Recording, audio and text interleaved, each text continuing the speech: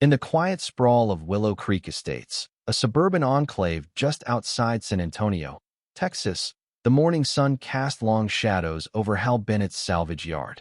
At 78, Hal was a fixture in the community, a Vietnam veteran whose weathered hands and sharp gray eyes told stories of resilience. His 12-acre junkyard, Bennett's Scrap Haven, was more than a business, it was a legacy, built from nothing after the war, a place where rusted relics found new purpose. On this crisp October morning in 2024, Hal sat on his porch, sipping Folgers coffee, the steam curling in the cool air. His grandson, Ethan Brooks, a 32-year-old software engineer from Austin, lounged beside him, taking a rare 2-week break from his tech job to visit. "Ethan, you see that shed over there?" Hal pointed to a weathered structure near the property line, where an old claw hammer hung on the wall. "Built it in '86, same year your grandma gave me that hammer. Solid as ever." Ethan nodded, scrolling through photos of his latest coding project on his phone, half listening to the hum of highway traffic in the distance. The tranquility was shattered when a roar of an engine tore through the calm. Too fast, too deliberate. Ethan glanced up, frowning. Someone's in a hurry. Hal's rocking chair stilled. His coffee cup hit the table with a soft clink, his military instincts flaring. Ethan inside. Now. Before Ethan could argue, a gleaming black Cadillac Escalade screeched to a stop at their fence line, license plate reading Elite 1. Ethan glimpsed a woman in designer sunglasses through the tinted windshield, her expression cold and calculated. Hal pulled Ethan behind a porch pillar. "Stay low, son." The driver's door opened, and out stepped Monica Caldwell, president of the Willow Creek Homeowners Association. Her tailored blazer and stilettos screamed wealth, her smile as artificial as the bleach in her hair. "Mr. Bennett," she called, her voice dripping with rehearsed charm.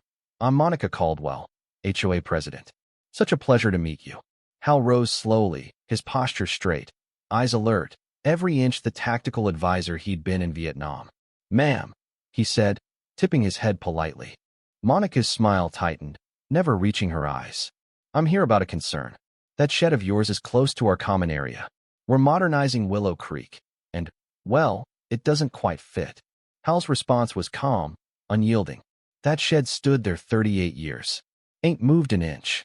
Monica's mask slipped, her tone sharpening. "Times change, Mr. Bennett. I'm offering $75,000 for your property, generous for a scrapyard." The way she said scrapyard made Ethan's jaw clench, like she was spitting out a curse. Hal's answer was a single word. "No." Monica's eyes narrowed, her sweetness evaporating. "You don't understand your position, Mr. Bennett. I have influence, City Hall, inspectors, the works.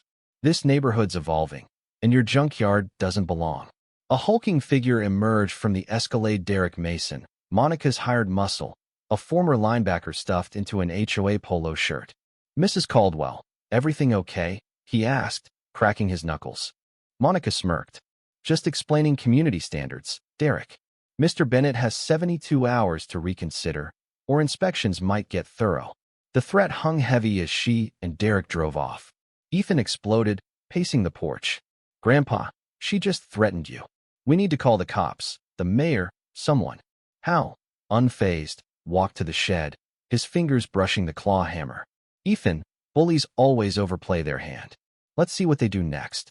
Inside the shed, memories enveloped them, faded wedding photos, a workbench where Hal had taught Ethan to fix bikes as a kid, 40 years of spare parts and stories. Hal sat, holding the hammer, staring at a picture of him and his late wife, Clara. "Clara always said I was stubborn," he murmured. Ethan sat beside him, watching the man who'd survived war and loss wrestle with an unseen weight. "You regret anything, Grandpa?" Hal's voice softened. "Just not telling her I loved her more." That night, Ethan dug into Monica Caldwell online, his coder's instincts kicking in. What he found chilled him. Monica had bought 47 of Willow Creek's 48 properties over 3 years. Hal's land the final piece for her $60 million hilltop luxury retreat project. Emails from her unsecured Wi-Fi, password, Monica's Empire, revealed a web of bribed city inspectors, planners, even a council member, all greased to fast-track her resort. She was leveraged to the hilt, her 2009 bankruptcy a ghost haunting her. If this project failed, she'd lose everything. The next morning, a stack of notices arrived: code violations, environmental fines, 48-hour deadlines. Ethan waved them like a battle flag. This is harassment. We're calling lawyers. Hal, reading each page with maddening calm, said, already called the police, son. They say it's civil. Ethan, furious, hacked deeper into Monica's digital life, printing evidence of her corruption. Meanwhile, Hal pulled out his 1986 property deed, pointing to a clause. Grantor reserves perpetual salvage rights to any abandoned property within boundaries for duration exceeding 72 hours. Ethan blinked. What does that mean? Hal's smile was thin. Means if someone leaves something on our land too long, it's ours. As Derek's Escalade parked on their property line, Ethan realized Hal wasn't just enduring, was planning. Monica's threats, Derek's surveillance. The notice it was all part of a game. Hal was letting them think they were winning. But what was his endgame? The Texas sun climbed higher over Willow Creek estates, but the warmth did little to thaw the chill settling over Hal Bennett's salvage yard. By Tuesday morning, Monica Caldwell's campaign against Hal had escalated from veiled threats to a full-on siege. At 8 a.m., the power cut out, plunging the house into silence. 30 minutes later, the water stopped. By 10 a.m., the internet and phone lines were dead. Ethan Brooks, pacing the darkened living room, felt like a caged animal. Grandpa, she's isolating us. This is insane. Hal, sitting at the kitchen table with a kerosene lamp, poured over Monica's violation notices with the focus of a general studying battle plans. Patience, Ethan. She's making moves, but every move leaves a trail. Outside, city trucks rolled up, their official workers moving with rehearsed precision to disconnect utilities under the guise of safety inspections. Ethan, snapping photos of every wire and pipe, noticed their efficiency too coordinated, too perfect. These guys aren't inspectors, he muttered. They're Monica's puppets. His calls to City Hall bounced through voicemails and excuses, each one a dead end. Frustration boiled over, but Hal remained calm, almost unnervingly so, his gray eyes scanning the horizon where Derek Mason's black Cadillac Escalade sat parked, exactly on their property line, for the third day running. Ethan's digital reconnaissance bore fruit that afternoon. Monica's emails, carelessly stored on her laughably unsecured Wi-Fi, laid bare her hilltop luxury retreat scheme. The $60 million resort needed Hal's 12 acres for its grand entrancia faux rustic gateway to lure wealthy urbanites craving a Texas ranch experience. Her financial records showed desperation, loans due in 7 months, her empire teetering on ruin. Worse, Ethan found proof of her bribery: $10,000 to a building inspector, $25,000 to a planner, even monthly consulting fees to a city council member. Grandpa, she's bought half the town, Ethan said, slamming a stack of printouts on the table. Hal nodded, filing the evidence in a metal box. Good work, son. Keep digging. Monica called that evening, her voice syrupy but laced with venom. Ethan recorded it on his phone, listening on the extension. Mr. Bennett, I hear you're being stubborn about our offer, she purred. Let me be clear. I run Willow Creek. Inspectors answer to me. City Hall knows progress when they see it. Hal's reply was measured. What are you saying, Mrs. Caldwell? Her laugh grated like nails on a chalkboard. I'm saying life gets tricky for folks who don't cooperate. Utilities might need more inspections. Licenses might get reviewed. Environmental issues might pop up. Think it over. She hung up, leaving Ethan fuming. She's threatening us openly now. We need lawyers, media, something. Hal sipped his coffee, unfazed. Fight with what, Ethan? Lawyers cost money we don't have. Media brings chaos we can't control. No, we wait. Bullies always slip. Hal's calm frustrated Ethan, but a subtle shift in his grandfather's demeanor, tighter grip on his mug, a faint clench in his jaw hinted at a storm brewing beneath the surface. That night, Ethan noticed their security cameras had been tampered with, lenses angled to create blind spots. Someone's watching us, Grandpa. Planning something. Hal poured another coffee, his voice steady. Good. Let him think they're clever. Ethan stared, bewildered. You're happy about this? Hal's eyes gleamed. Sometimes, Ethan, you catch an enemy by letting them think they're hunting you. Wednesday brought Monica's next salvo, a neighborhood safety meeting at her sprawling McMansion, its gaudy columns and manicured lawn screaming new money. Ethan crept close, recording audio through his phone. Inside, Monica stood before 40 residents, her flat-screen TV flashing images of Hal's salvage yard, edited to look like a toxic wasteland. As your HOA president, I'm concerned about environmental hazards dragging down our property values, she declared, her voice dripping with faux concern. This junkyard is an eyesore, a disaster waiting to happen. The crowd nodded, swayed by her polished fear-mongering. Ethan's blood boiled as she painted Hal as a threat to their suburban utopia, but Hal's words echoed. Build your case first, son. The harassment escalated over the next 3 days. Thursday night, someone slashed the tires on Hal's old Ford pickup, leaving it sagging in the driveway. Friday morning, their mailbox was splattered with red paint spelling leave. Saturday, rocks crashed through the front windows, glass scattering across the living room. Each police report Ethan filed led nowhere, no evidence, no witnesses. Derek's Escalade remained a constant, parked on their land, its presence a taunting marker. Ethan ranted, craving action, but Hal fixed the windows, cleaned the mailbox, and replaced the tires with quiet resolve. Grandpa, why aren't you angry? Ethan demanded.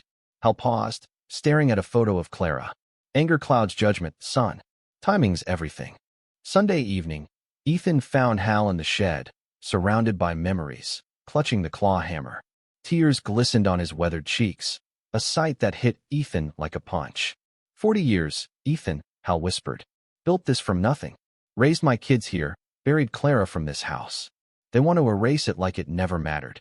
Ethan wrapped an arm around him, his own eyes stinging. It matters, Grandpa. You matter. We're not letting them win. Hal's tears dried, his spine straightening. He walked to the shed window, eyeing Derek's Escalade, parked for 5 days now. Ethan, tomorrow, you're learning to operate heavy machinery. He nodded toward the salvage yard's centerpiece, a massive hydraulic crusher, its steel jaws glinting in the dusk. That machine's been idle too long. Ethan lay awake that night, Derek's engine idling outside their fence, a low growl in the dark. He sensed Hal was setting a trap, but its shape eluded him. Monica's arrogance, Derek's surveillance, the Escalade's prolonged presence, Hal was weaving them into a noose, and Ethan was about to see it tighten. Monday dawned with a convoy of government vehicles, EPA trucks, city vans, sedans with state plates. Monica trailed in her Range Rover, smirking like a victor. A nervous inspector handed Hal a stack of papers: condemnation orders, eminent domain filings, eviction notices. You have 72 hours to vacate, Mr. Bennett, he stammered. Monica's smile was triumphant, but Hal read the documents with calm precision, nodding as if checking off a mental list. Ethan, frantic, scrolled through lawyer contacts. Grandpa, I found firms willing to take this pro bono. We can file appeals, get injunctions. Hal spread his 1986 deed on the table, pointing to the salvage rights clause. Sometimes, Ethan, the best defense is just waiting for the right moment. Ethan's research revealed the Escalade, parked for 5 days, was now legally theirs under Texas law. Wait, that $50,000 SUV is ours? He asked, stunned. Hal's smile was razor-sharp. Has been for 2 days, son. Question is, what do we do with it? Ethan's pulse raced. Hal hadn't been enduring Monica's attacks, been baiting her, and she'd walked right into his trap. The Texas dawn broke cold and clear over Willow Creek Estates, the kind of morning that made Hal Bennett's coffee taste sharper and his resolve harder.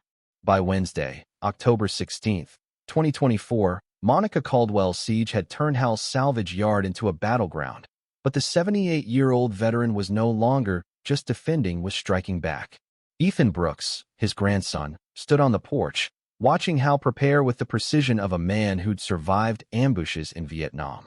The black Cadillac Escalade, parked on their property line for 6 days, was now legally theirs under Texas salvage rights, a $50,000 mistake by Monica's enforcer, Derek Mason.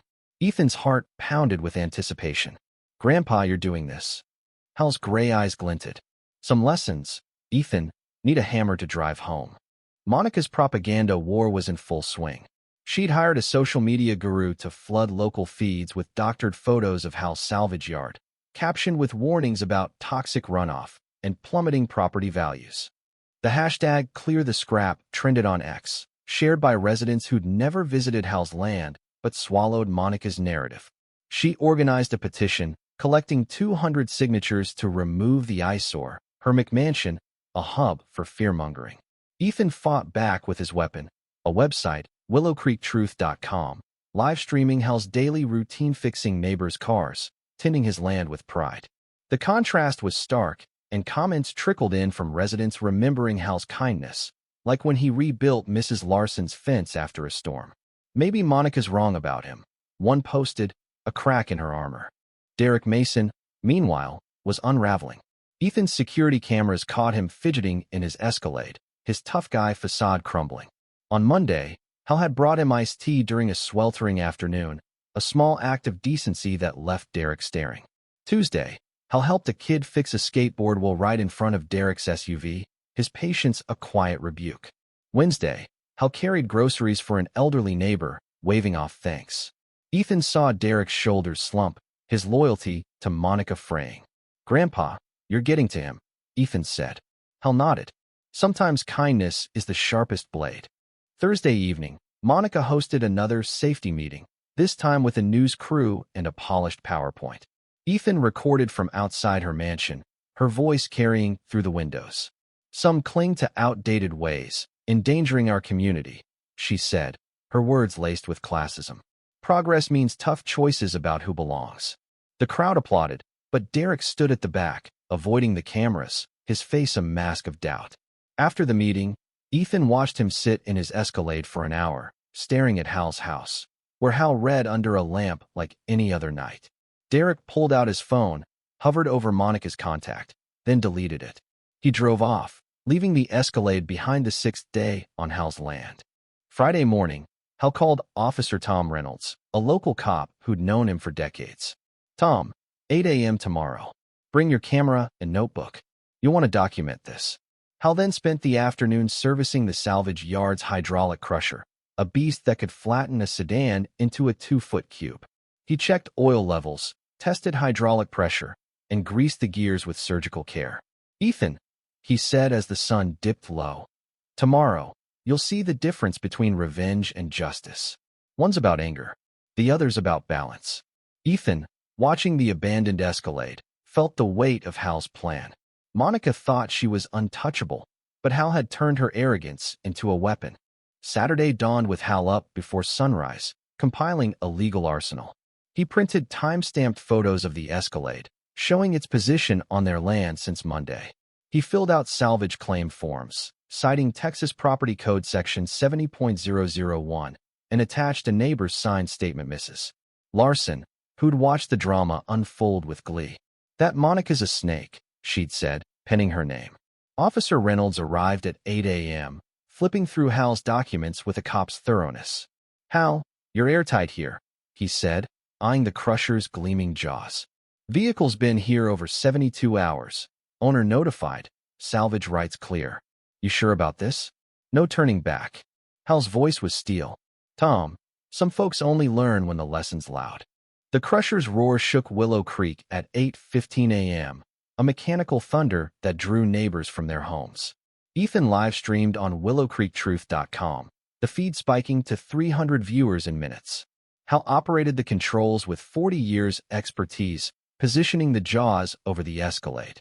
Mrs. Larson set up a lawn chair, sipping coffee like she was at a show. Monica burst from her mansion in a silk robe, hair wild, screaming, "Stop! That's my car." Hal handed her the salvage papers, letting the law speak. Her face twisted confusion, rage, then horror as she realized her trap. "This is theft. Derek, do something." But Derek was gone, his moment of clarity the night before leaving Monica alone. The crowd grew, neighbors filming, whispering, some cheering. Monica's offers came fast: $50,000, $100,000, $250,000. "I'll cancel the inspections, leave you alone." Hal's response was calm, final. "Mrs. Caldwell, you tried to steal 40 years of my life. Money can't buy integrity." The crusher's jaws descended, glass shattering like brittle ice, metal folding like paper. The $50,000 Escalade crumpled, oil and fluid leaking as its engine block groaned. In 90 seconds, it was a 2-foot cube, a monument to Monica's hubris. Ethan's live stream hit 1,000 viewers, comments flooding. Justice served. She had it coming. Monica's collapse was public, raw. She stood by the cube, panting, muttering about lawsuits and bankruptcy. "This isn't over, old man," she spat. Hal patted the cube, his voice steady. "Monica, I think it is." Officer Reynolds' radio crackled. "All units, federal warrants for Monica Caldwell bribery, fraud, extortion." FBI SUVs rolled up, agents stepping out with crisp efficiency.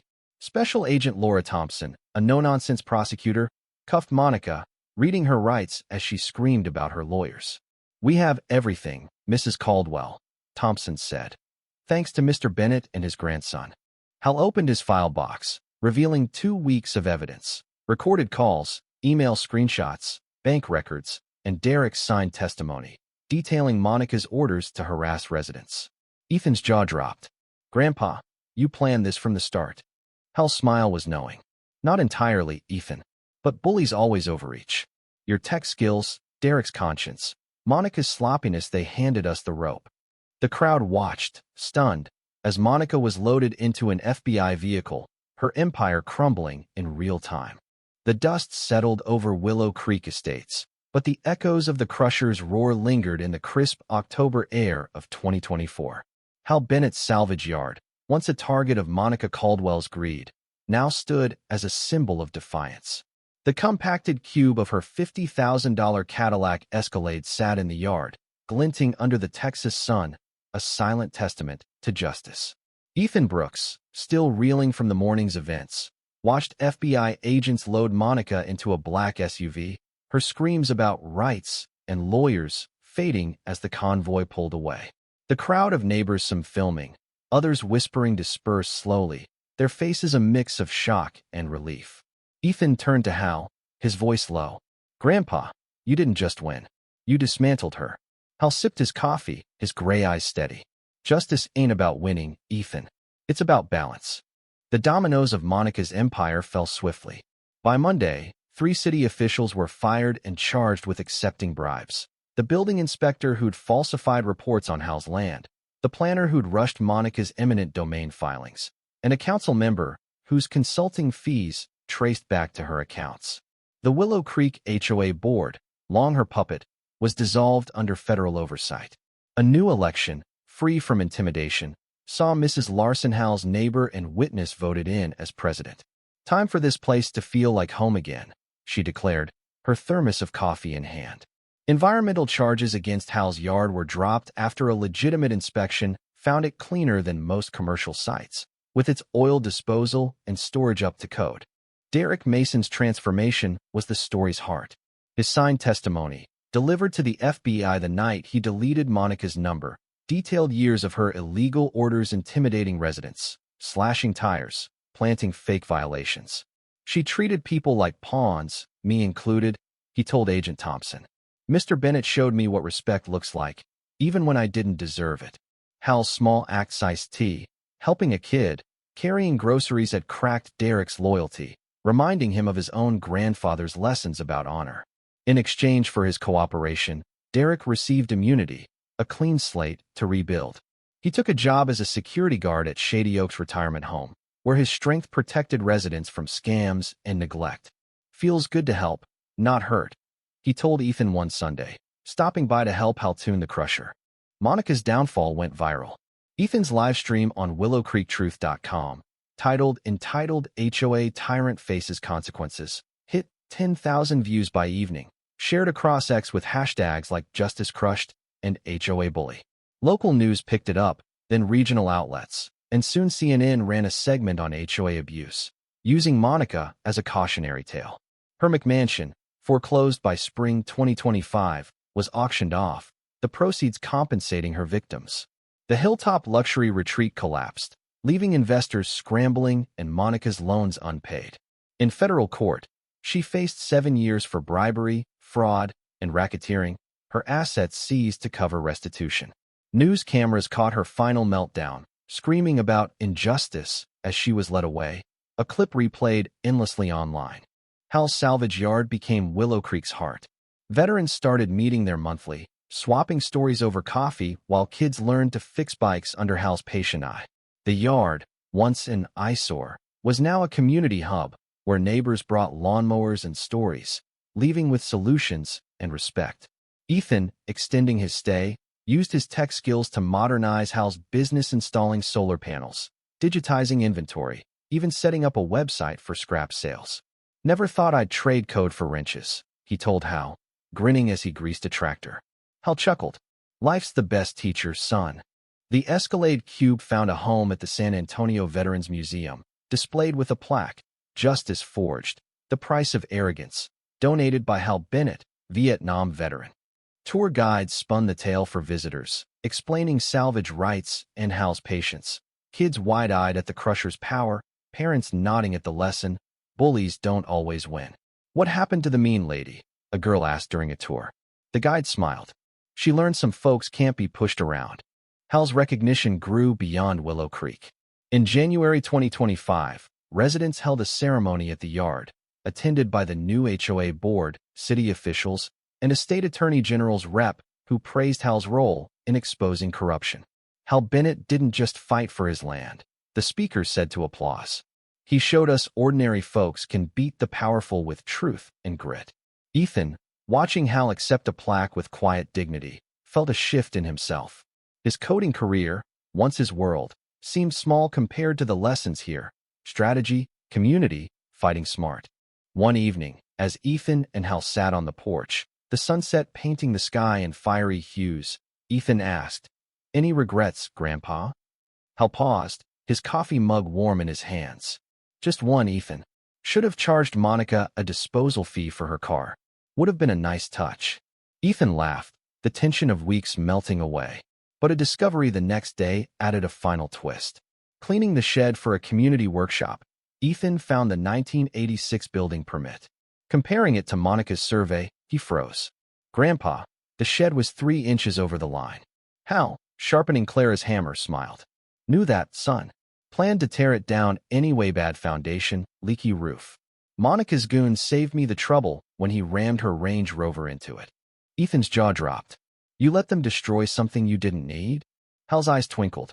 "Sometimes, Ethan, you win by letting your enemy think they're hitting you hard. They solved my problem, and I solved theirs." The shed's demolition, blamed on Monica's crew, had been Hal's opening gambit, a calculated sacrifice to bait her arrogance. The spring of 2025 brought a quiet renewal to Willow Creek Estates, the scars of Monica Caldwell's reign fading under the Texas sun.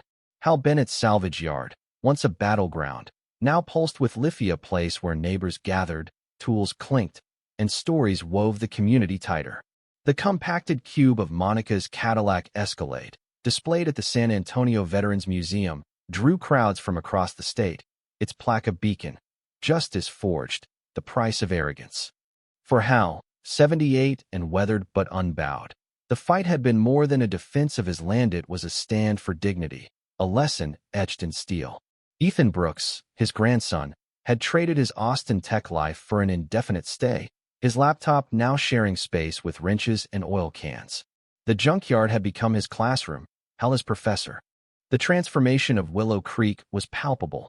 The new HOA, led by Mrs. Larson, prioritized transparency: monthly meetings in the community center, budgets posted online, and no more backroom deals. Hal's yard, reclassified as a historic site after the fight, was safe from future developers. Its value tripled, but Hal had no interest in selling. "This land's my roots," he told Ethan one morning, tossing a spark plug into a bin. "Money doesn't buy what we built here." Veterans meetups grew, old soldiers teaching kids to rebuild carburetors while swapping tales of resilience. Neighbors dropped by with broken toasters or rusty bikes, leaving with fixes and a sense of belonging.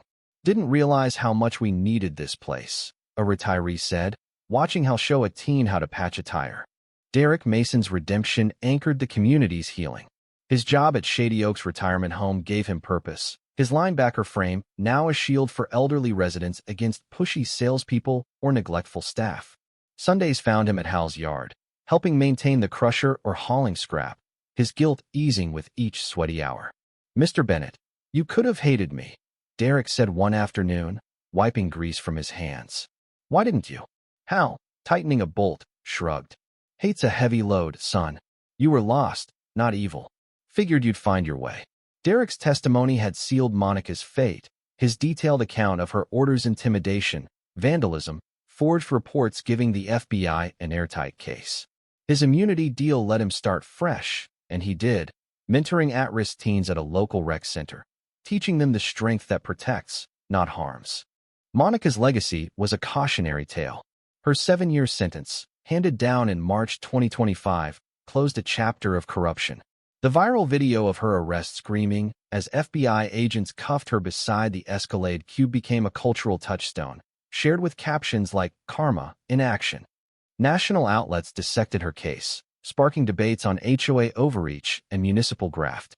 Her foreclosed McMansion, sold for pennies on the dollar, funded restitution for residents she'd bullied, including a family forced to sell their home at a loss. The Hilltop luxury retreat's collapse bankrupted her investors, exposing a web of shady loans and fake permits. She thought she owned the world, Mrs. Larson said at an HOA meeting. Turns out, the world owned her. Ethan's role in the saga reshaped him. His WillowCreekTruth.com site, still active, chronicled the community's revival, its live streams now showing kids learning mechanics or veterans laughing over coffee. His tech skills modernized Hal's business. Online scrap auctions doubled revenue, solar panels cut costs, and a security system deterred vandals. But the real lessons were intangible: patience, strategy, the power of community. Thought coding was my life, Ethan told Hal one evening, watching kids play where Monica's Range Rover once parked. Turns out this is. Hal nodded, his coffee mug steaming. Life teaches what classrooms can't, son. Fight smart, not just hard. The shed's secret, its 3-inch encroachment, revealed in the 1986 permit, became a private joke between them. Hal had known it was a violation, planned to demolish it anyway, its shaky foundation a liability. Monica's crew, ramming her Range Rover into it, had handed Hal his opening move, letting him play the victim while setting her up. "You turned their attack into your weapon," Ethan said, shaking his head in awe. Hal's chuckle was warm. "Enemies love to think they're winning, Ethan. Let M. Makes their fall sweeter." The museum cube drew thousands, its story a staple for tour guides. "This was a $50,000 SUV," one told a school group, gesturing to the glinting block.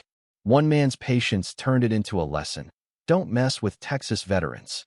Kids peppered her with questions: how much pressure did the crusher use?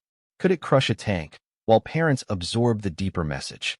"What happened to the bad lady?" a boy asked. "She learned actions have consequences," the guide replied. "And some folks fight back smarter than you expect." In April 2025, Willow Creek held a second ceremony at the yard, this time for Hal's 79th birthday. The crowd swelled veterans, neighbors, even city officials who'd survived the purge of Monica's allies. A state senator presented Hal with a commendation for civic courage, her speech ringing out. Hal Bennett proved integrity outlasts arrogance, patience outsmarts panic, and truth crushes power every time. Hal, accepting with a nod, kept it brief. Did what was right. That's all. Ethan, filming for the website, felt pride swell. His grandfather wasn't just a hero, was a blueprint for standing tall. One evening, as the sun dipped low, painting the sky in shades of amber, Ethan and Hal sat on the porch, the yard alive with kids' laughter and the clank of tools. "Any regrets, Grandpa?" Ethan asked, echoing their old ritual. Hal sipped his Folgers, his smile mischievous. "Just one, Ethan. Should have billed Monica for crushing her car. Would have been the cherry on top." Ethan laughed, the weight of the past months lifting like morning fog. The junkyard, the community, the cube, they were Hal's legacy, proof that justice, served cold and precise, could rebuild what greed tore down. The saga of Willow Creek Estates wasn't just a local story, it was a spark. Across Texas, then the country, people shared it, inspired to challenge their HOAs, question corrupt officials, or stand up to bullies. Hal's yard became a pilgrimage site, veterans driving hours to shake his hand, residents mailing thank you notes. Ethan, now a part-time mechanic and full-time advocate, launched a blog on the site, offering tips on property rights and community organizing. "Ordinary folks can win," he wrote. "Just learn the rules, stay calm, and wait for your shot." As summer approached, Hal and Ethan planned a workshop in the rebuilt shed, a space for teaching mechanics and life lessons. The old hammer, Clara's gift, hung on the wall, its worn handle a reminder of love and grit. Think she'd be proud? Ethan asked, nodding toward it.